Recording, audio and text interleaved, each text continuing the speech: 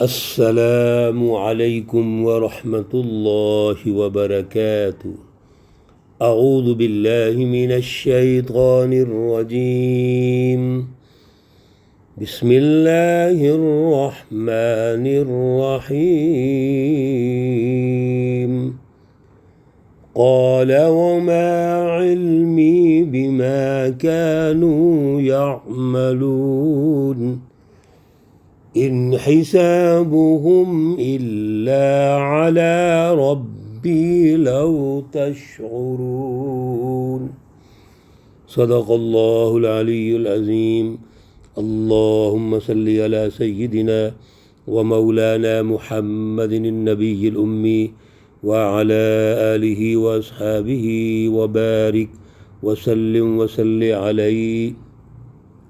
معزز سامعین و سامعات، سورۃ الشعراء پارہ نمبر 19، آیات مقدسہ نمبر 112 تا 122 ہیں۔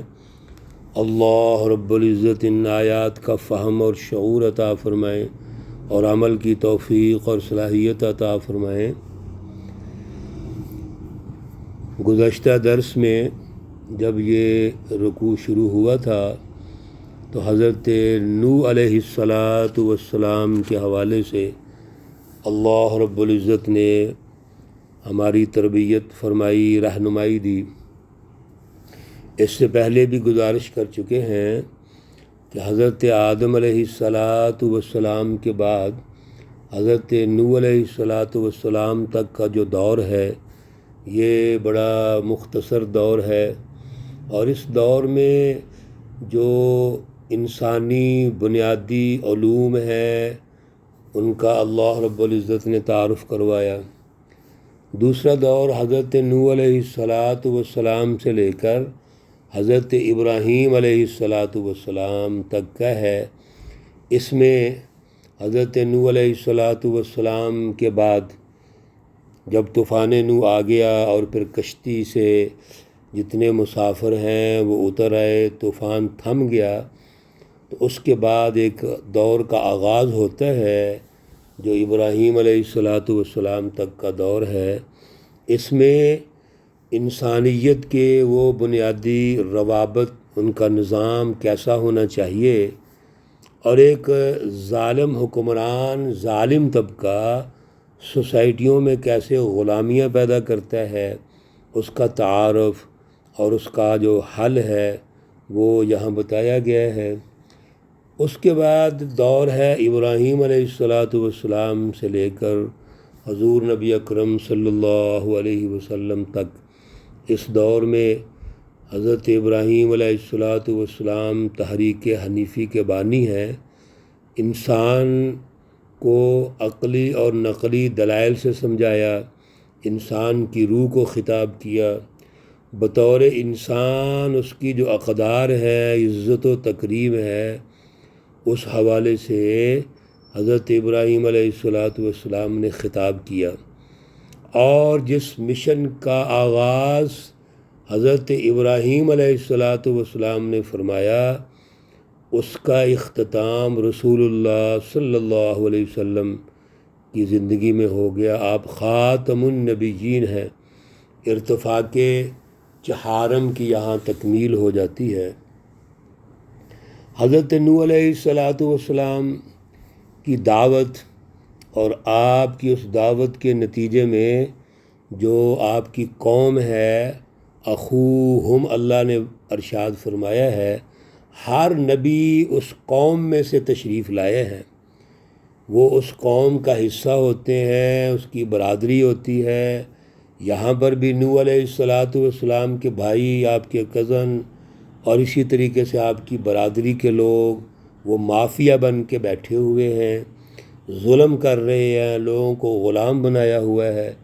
تو جب اللہ کی اس رٹ کو قائم کرنے کے لیے ارشاد فرماتے ہیں تو قوم مخالف ہو جاتی ہے، اور اس مخالفت میں جو سب سے گری ہوئی بات کرتے ہیں وہ یہ ہے کہ آپ کی جو جماعت ہے، آپ پر ایمان لانے والے لوگ ہیں، یہ تو عام طبقہ ہے، کمی کمین ہے ہمارا، ہمارے جوتے صاف کرنے والا ہے، یہ طبقہ غریب ہے اور محکوم ہے، یہ تو ہمارا ملازم طبقہ ہے۔ اور بڑا سخت لفظ بولا، ارذلون، یہ کمینے لوگ ہیں، یہاں تک انہوں نے لفظ بولا۔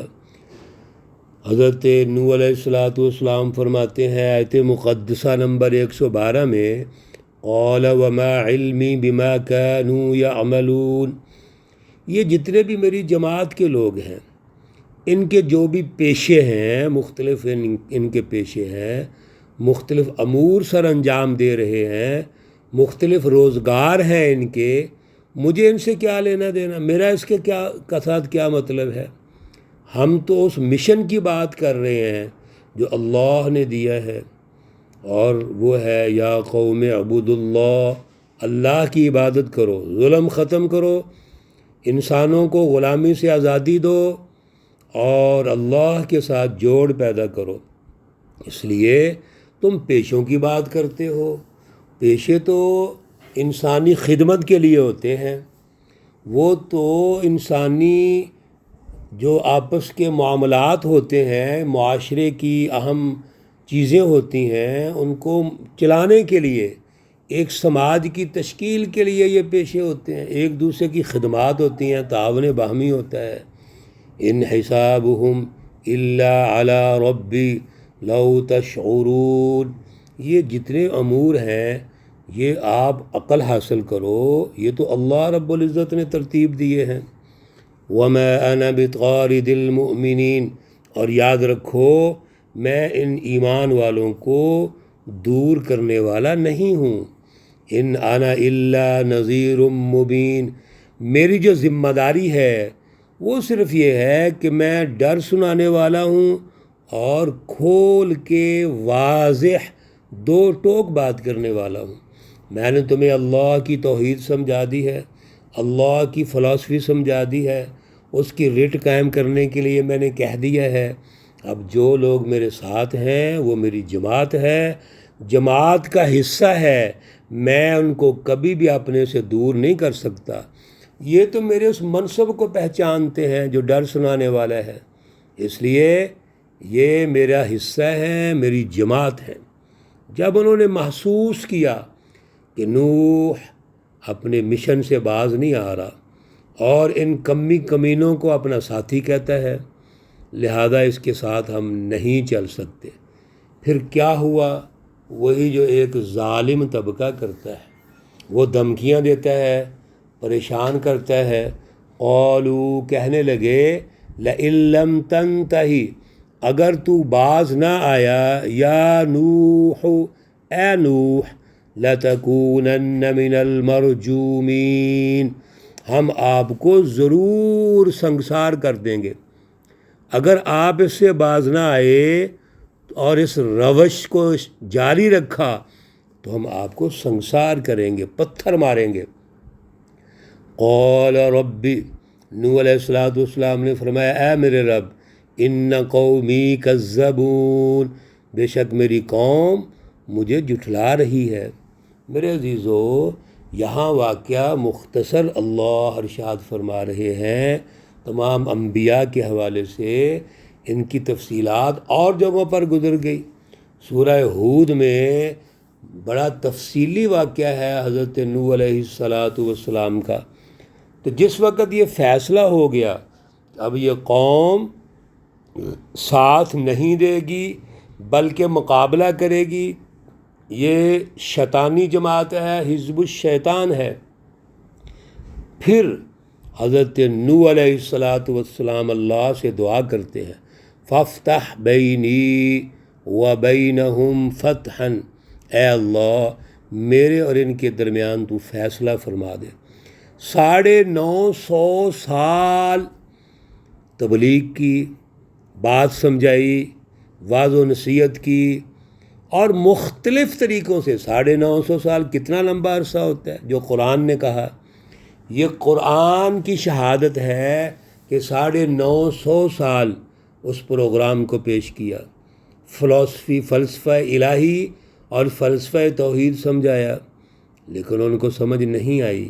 بالآخر اللہ سے دعا کی، یا اللہ میرے اور ان کے درمیان فیصلہ کر دے، وَنَجِّنِي وَمَن مَّعِيَ مِنَ الْمُؤْمِنِينَ، اور مجھے اور میرے جو ساتھی ہیں، میری سچی جماعت ہے، حزب اللہ ہے، یا اللہ ہمیں نجات عطا فرما۔ میرے عزیزو، جب حضرت نوح علیہ السلام یہ دعا کرتے ہیں تو پھر اللہ رب العزت کا طوفان آیا، اور اس طوفان کے نتیجے میں ہر چیز تباہ ہو جاتی ہے۔ فَأَنْجَيْنَاهُ، بس ہم نے اس کو نجات دی، حضرت نوح علیہ السلام کو، وَمَن مَّعَهُ، اور جو آپ کے ساتھ فِي الْفُلْكِ الْمَشْحُونِ، اس بھری ہوئی کشتی میں سوار ہو گئے تھے۔ حضرت نوح علیہ السلام کو اللہ نے کشتی بنانے کا حکم دیا، اور جتنی اپنی سچی جماعت ہے ان کو کشتی میں سوار کر لیا، اور جتنی بھی چیزیں ہیں ان کے جوڑے جوڑے وہ بھی کشتی میں سوار کر لیے، کشتی بن گئی، طوفان آ گیا، طوفان نوح نے دنیا کی ہر چیز مٹا دی۔ آپ کا جو بیٹا ہے وہ بھی اسی طوفان کا شکار ہو گیا، وہ بھی نافرمان ہے اور بے ادب اور گستاخ ہے اور کافروں میں سے ہو گیا۔ ثم اغرقنا بعد الباقین، پھر ہم نے ڈبو دیا اس کے بعد جتنے بھی باقی رہ گئے تھے، یعنی جو کشتی میں سوار نہیں ہوئے تھے، سب تباہ ہو گئے، سب غرق ہو گئے، ہر چیز غرق ہو گئی، اور بہت بڑا طوفان آیا، طوفان نوح۔ ان فی ذلک لآیہ، میرے عزیزو، ہر رکوع کے آخر میں اللہ رب العزت رہنمائی ارشاد فرمانے کے بعد یہ جو الفاظ ارشاد فرما رہے ہیں یہ قابل غور ہے کہ یاد رکھو جتنا آپ مطالعہ کر رہے ہیں، درس سن رہے ہیں، یہ محض سننے کی صورتحال نہیں ہے کہ سنیں اور سن کر بس ہم قرآن بند کر دیں، ایک طرف سے سن کے دوسری طرف نکال دیں، نہیں، بلکہ ان فی ذلک لآیہ، بے شک اس میں نشانیاں ہیں، وما کان اکثرهم مؤمنین، سچی جماعت اس کو تسلیم کرتی ہے، اور ہر دور میں اللہ کے نبیوں کے ساتھ ایک سچی جماعت رہی ہے، لیکن اکثر لوگوں نے مخالفت کی ہے، وہ منکر ہو جاتے ہیں۔ وَإِنَّ رَبَّكَ لَهُوَ الْعَزِيزُ الرَّحِيمُ، اور یاد رکھو بے شک آپ کا جو رب ہے وہ غالب ہے، رحیم، رحم کرنے والا ہے۔ اللہ ہر اعتبار سے غالب ہے، اس لیے اللہ کی رٹ ہونی چاہیے، اور پھر وہ رحیم بھی ہے۔ جب انہی لوگوں میں سے، اقوام میں سے جو توبہ کرتے ہیں اور اللہ کے صراط مستقیم کو تسلیم کر لیتے ہیں، اللہ رحم بھی فرمانا شروع کر دیتے ہیں۔ اللہ کی رٹ کو قائم ہونا چاہیے۔ میرے عزیزو، حضرت نوح علیہ السلام کے اس پورے واقعہ میں بھی جو ہمیں سبق ملا ہے وہ ہے اللہ کی عبادت، اللہ کی رٹ، فلسفہ توحید کا غلبہ، اور ہر قسم کے ظلم کا انکار، انسانی حقوق کا قیام، انسان کی غلامی سے آزادی، ظلم سے آزادی۔ اور قوم مخالف ہے، قوم دشمن ہے، قوم یہ چاہتی ہے کہ ان کی رٹ رہے، یہ ایک مقابلہ ہے جس میں حضرت نوح علیہ السلام کا واقعہ آپ نے سنا ہے۔ دور حاضر میں بھی ہر ظلم کا انکار، غلامی سے آزادی اور اللہ کی رٹ کو قائم کرنا ضروری ہے۔ یہی ہے سیاسی اور معاشی عدل جو آج ہماری ضرورت ہے، اسی سے انسانی حقوق قائم ہوتے ہیں، غلامی سے آزادی حاصل ہوتی ہے، ظلم ختم کر کے عدل کا سیاسی اور معاشی نظام قائم ہوتا ہے۔ اللہ رب العزت توفیق عطا فرمائے۔ اللہ رب العزت تمام مرحومین و مرحومات کو جنت الفردوس میں اعلیٰ مقام عطا فرمائے۔ اللہ رب العزت تمام بیماروں کو شفائے کاملہ عاجلہ مستمرہ عطا فرمائے۔ ربنا تقبل منا انك انت السميع العليم وتب علينا انك انت التواب الرحيم वसल्लल्लाहु ताला अला नबी उम्मी मुहम्मद व अला आलिहि व अस्हाबिहि अजमाइन बिरहमतिक या अरहमर राहिमीन। अस्सलामु अलैकुम व रहमतुल्लाहि व बरकातुहू।